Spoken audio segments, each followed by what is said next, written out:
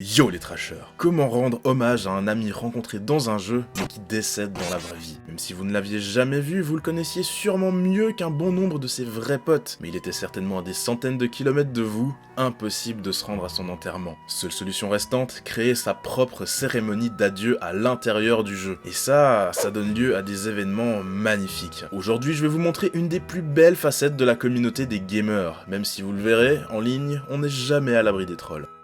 Vile Rat.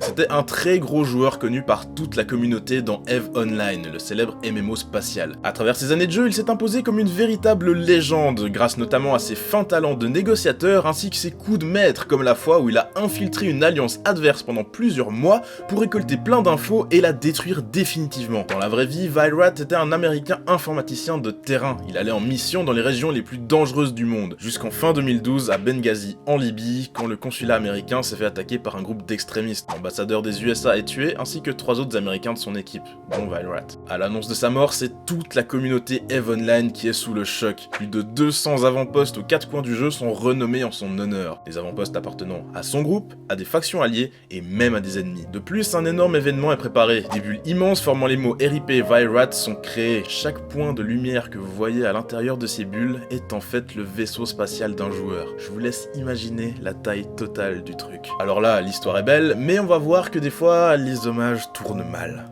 Faye Jin, jeune joueuse de la Horde dans World of Warcraft, décède d'un AVC début 2006. Pour lui rendre hommage, sa guilde organise une marche funèbre à Berceau de l'Hiver, une zone où la joueuse adorait pêcher et profiter du calme de l'eau qui ruisselle. Cependant, ils ont pas fait gaffe à une chose. Berceau de l'Hiver est une zone joueur contre joueur de haut niveau, et la guilde a annoncé l'événement en grande pompe sur les forums officiels du jeu. Ils ont donné le lieu exact, l'heure. Bon, vous voyez où je veux en venir, avec le recul, on se dit que ça pouvait que mal finir. Pourtant, tout avait bien commencé, des dizaines de gens avaient répondu présent et étaient bien sagement en colonne. Mais après quelques minutes, des joueurs de Serenity Now, une guilde de l'Alliance, arrivent et attaquent à vue tous ceux qui participent aux funérailles. Ouais, comme quoi l'Alliance, c'est vraiment des bâtards. Le combat tourne court, les victimes étaient venues désarmées, absolument pas prêtes à se battre. Certains devaient même pas être devant leur PC à ce moment. On a affaire ici à un véritable massacre. Du coup, il y a deux écoles, ceux pour qui Serenity Now sont des immenses bâtards d'avoir osé faire ça, et ceux qui trouvent que y a rien de grave, et qu'ils ont juste joué selon les règles du jeu. Tiens d'ailleurs, je vous invite à me dire ce que vous en pensez. Mais le fait est que désormais, le nom de la guilde qui a lancé cette attaque est bien plus célèbre que le pseudo de la jeune fille, et il existe encore plus vicieux que cette attaque.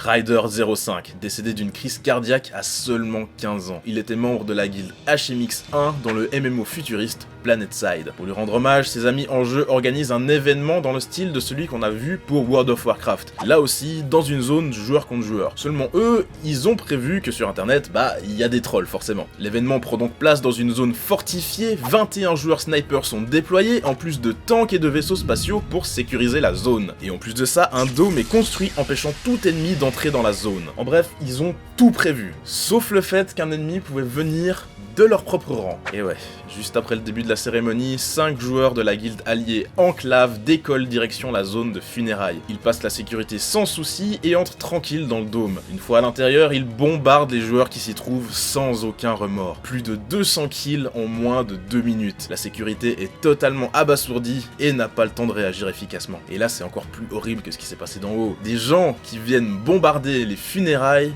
d'un membre d'une guilde alliée. Sérieux les mecs. Du coup, même si en soi c'était autorisé dans les règles du jeu, genre ils ont pas triché, toutes les personnes ayant pris part à cet assaut ont quand même été définitivement bannies du jeu par la team de modération. Pfizer, qui nous a quittés lors d'un accident de voiture en 2016. Il avait 23 ans. C'était un joueur professionnel de Call of Duty dans la grande team d'e-sport H2K. C'était aussi un YouTuber et d'ailleurs sa chaîne n'a pas été supprimée. Du coup, dans les commentaires sous sa dernière vidéo, on peut voir un spectacle assez unique. Des gens qui envoient des RIP et des messages de soutien, bien sûr, mais d'autres pas au courant du décès, qui se plaignent qu'il ne poste plus de vidéos. Alors les hommages rendus pour ce joueur sont un peu différents de ce qu'on a vu jusqu'à maintenant. Déjà, un tournoi Call of Duty a été organisé en son honneur par un site internet. De plus, plein de vidéos ont fleuri sur YouTube, souvent des compilations des plus beaux moves de Pfizer. Mais surtout, une campagne de financement participatif a été lancée pour couvrir les frais de l'enterrement du joueur. Plus de 18 000 $ ont ainsi été récoltés. L'enterrement sera ensuite diffusé en direct sur Twitch et c'est plus de 9000 personnes qui ont suivi le live. Et là où on aurait pu avoir peur de débordement vu la réputation qu'a le chat de Twitch, dans les grandes lignes, c'est resté très respectueux.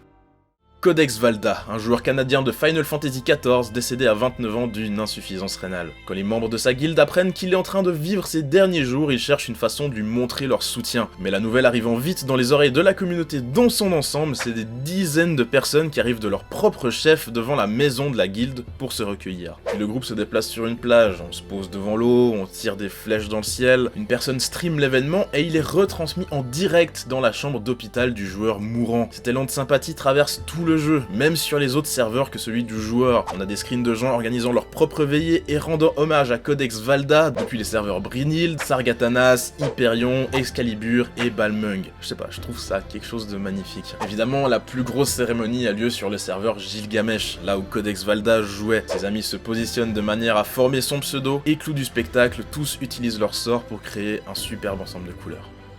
Alors mine de rien, c'est une pratique de plus en plus courante de rendre hommage en jeu. Du simple petit mode de Skyrim qui ajoute une tombe pour l'ami défunt d'un modeur, aux nombreux mémoriaux ajoutés par les développeurs dans World of Warcraft. D'ailleurs, dans ce même jeu, il est pas rare que des joueurs défunts soient transformés en PNJ par Blizzard, continuant ainsi de vivre d'une certaine façon à l'intérieur du jeu. On pensera par exemple au capitaine Armando Ossex, Shape Wrestler, le vendeur de guilde, ou encore l'archimage Nakada. Tous étaient des joueurs qui nous ont quittés trop tôt. Avant de commencer à écrire cette vidéo, je me rendais pas compte à quel point c'est devenu presque normal d'honorer des morts in-game. Les exemples manquent pas, mais j'aimerais parler rapidement de deux autres cas qui m'ont marqué.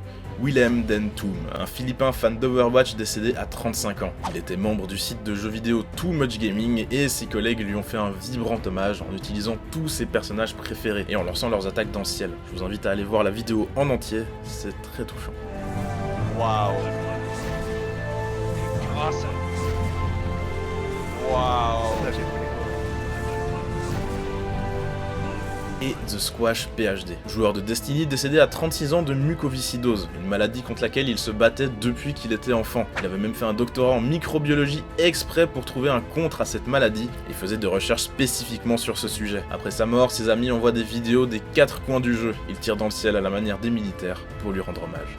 Alors, vous vous doutiez que ça existait ce genre d'événement? Il y aurait de quoi redorer un peu l'image des gamers si ce genre d'initiative était un peu mieux relayée, hein. Alors évidemment, certains ne comprendront pas, trouveront tout ça ridicule. À cela, je leur dirais juste de commencer à apprendre à vivre avec leur temps. Qui sait combien de ces funérailles virtuelles ont lieu chaque semaine en tout petit comité, sans laisser de traces, car tous les joueurs ne sont pas des stars de leur serveur. En tout cas, attendez-vous à voir de plus en plus de rites funéraires virtuels. Même des psys se sont penchés sur le phénomène et déclarent qu'une cérémonie d'adieu en jeu a exactement les mêmes effets qu'une réelle, c'est-à-dire aider à tourner la page. Et je sais pas ce que vous en pensez, mais moi je trouve ça magnifique. Allez, ciao.